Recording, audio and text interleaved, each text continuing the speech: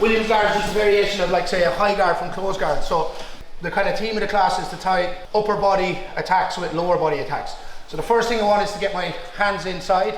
All right, I bring my knees to my chest, we get a collar tie and we get an overhook. So we want to get like chest to chest, we want to control the posture. I unlock my guard, I put my foot to the floor, and then I hip escape and I try to bring my right knee to my right elbow. If you find that you can't get your foot to his hip, what we're going to do is we're just going to move away to create space, and then we bring our knee back up to our elbow a second time. We want to get this top leg into his trap, so again what we do is we move our head away and we put this heel into his trap. We've loads of good kind of submissions here, like say triangles, omoplatas, arm bars and so on. Alright, so we're just going to work on controlling into position first, and then we'll work on getting to K-guard from here. So we'll just do this one last time. So hands inside first, bring your knees to your chest. Once Peter's head starts to come towards mine, I take my head off the center line. Take collar tie, overhook, foot goes to the floor, bring your right knee to your right elbow. If you find you can't get the foot on the hip, move your head away to create space, and then bring your knee to your elbow a second time. Move your head away again if you have to get this heel into the trap. We pinch our knee towards our foot, we clamp everything nice and tight. If Peter tries to posture up, we've good control here. We can start isolating arms and getting in on legs. All right, so 3, 2, 1.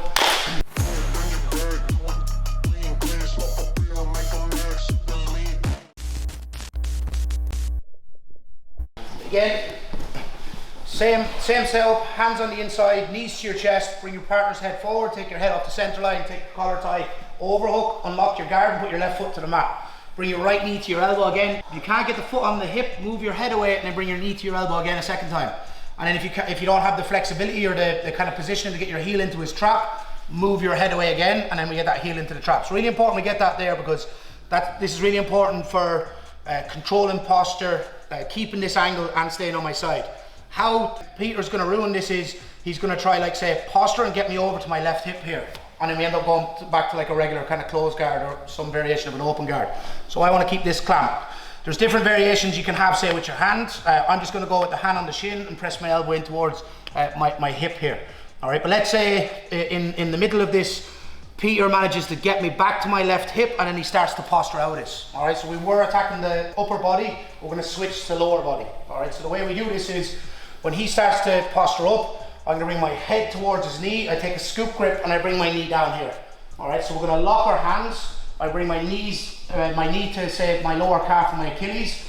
More than likely in real life, Peter's going to be trying to cross face me, trying to get chest to chest. So if we need to unlock our hands to get to this elbow and keep him away, we will. All right, so the way we're going to create space first is my knee presses on my Achilles and I extend here to this position here. Take a 2-on-1 grip and I bring his knee onto my chest. If you need to push him a second time, obviously you can do that to create space. We throw our right leg inside and then we can start working from this backside 50-50 position. So we go again on that one. So again, we're on our side, we're in this Williams guard. He starts to bring me back to my hip, he postures up, I find I'm losing it.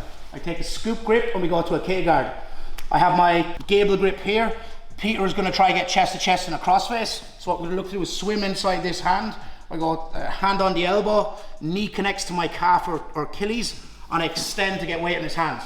Once we've weight in his hands, this leg should be a lot lighter, so it's going to be easier for us to throw this leg inside and start attacking from here. All right, so that's our next piece. So 3, 2, 1.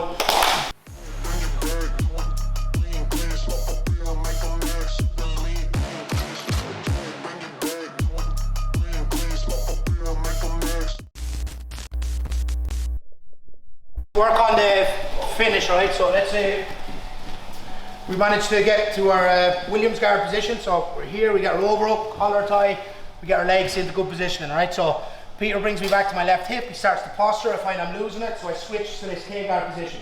So again, when we get the gable grip, we're taking the knee off the floor so we can make this leg as light as we can. Peter looks to get a crossface. This is where we start to unlock our hands. So he's trying to get crossface chest to chest. So I'm tucking my head and swimming my hand inside, trying to fight this elbow. I'm trying to basically get my elbow inside his elbow here. We go at a thumb post, and I'm just going to extend this as much as I can, and we extend with our legs here. All right. If you need more space, you can go foot to foot and extend here a second time. We take some variation of a 2-on-1 grip. We throw our right leg inside. All right. So ideally, what we want to do is we want to keep this foot off the floor and want to keep his knee inside our knee line. If the knee goes outside the knee line, this is where he starts to escape and go into counters and so on. So we keep this knee inside. One kind of good way of doing this is just kind of keeping this leg bent. This kind of backside 50-50 position is like a really good heel hooking position. But if we can get to this double backside 50-50 position, this kind of shuts down his attacks with his left leg. So all we're going to do here is we hook the leg, we bring our left leg out, and then we go with a strong back heel here. Now you can see his heel is exposed, so we're going to go with like a butterfly grip. And the goal basically here is start to bring our knees, hips and shoulders down towards the floor, bring our hands up to our head, and then we make ourselves long. All right, so we probably won't get to that stage because it's going to be super tight. So knees, hips, shoulders start to rotate down towards the floor, and then we make ourselves long to get the tap. All right, so we'll just go into that one last time. So we'll just go from the K guard position. So again, so we're here, he's looking to get the crossface. I'm trying to get this knee off the floor. We use our hand to come inside. We go with a thumb post and extend, knee to foot. If we need to, we'll go foot to foot here to create more space. We take a 2-on-1 grip, throw our right leg inside. This position here is perfect for inside heel hooks, but if we can upgrade it, what we're gonna do is bend this leg, catch the second leg, we hook with our reaping leg, and we take our left leg out. We go with a strong back heel, we catch the heel, go to a wrist to wrist grip, start to send our knees, hips, shoulders and head down towards the floor, and we make ourselves long to get the finish. All right, so we're in this backside 50-50 position, so it could be double backside 50-50, or it could be just a regular backside 50-50 position. So let's say we're here, we're in on the legs, and whether it's the regular backside 50-50 or double backside 50-50, just kind of like work on some kind of micro technique. Basically, when we start to get the bite on the heel, see the way his knee is kind of off the floor. So when I bring my knees down, this puts weight on his knee on the floor. This is really important for finishing. When we're entering the legs, we want the leg as light as possible, but when we're finishing, we want as much weight on the knee as possible. So we're bringing our knees down. But just before that, what we're gonna do is we're gonna just use our bicep to push his knee down to the floor here. And then when I push my bicep down, where my watch would be, say on my wrist, that's where we catch it. So my watch is facing me. We then go with this butterfly grip, all right? And I bring my knees down, that puts more weight on his knee here. And then we start to twist the hips, the shoulders, the head. I'm also putting my left foot into the floor, so that's helping me, like say, rotate my right hip over my left hip. Once this happens, then I start to go long. All right, so a couple of details again. Bicep goes into the sole of the foot, we push that knee down.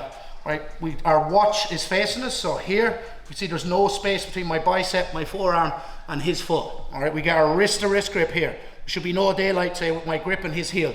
Left foot goes to the mat, and then I start to rotate my knees, hips, shoulder, and head, and then we start to go long to get the finish. All right, so let's just play around with those last details, and then we'll do some rounds. So 3, 2, 1.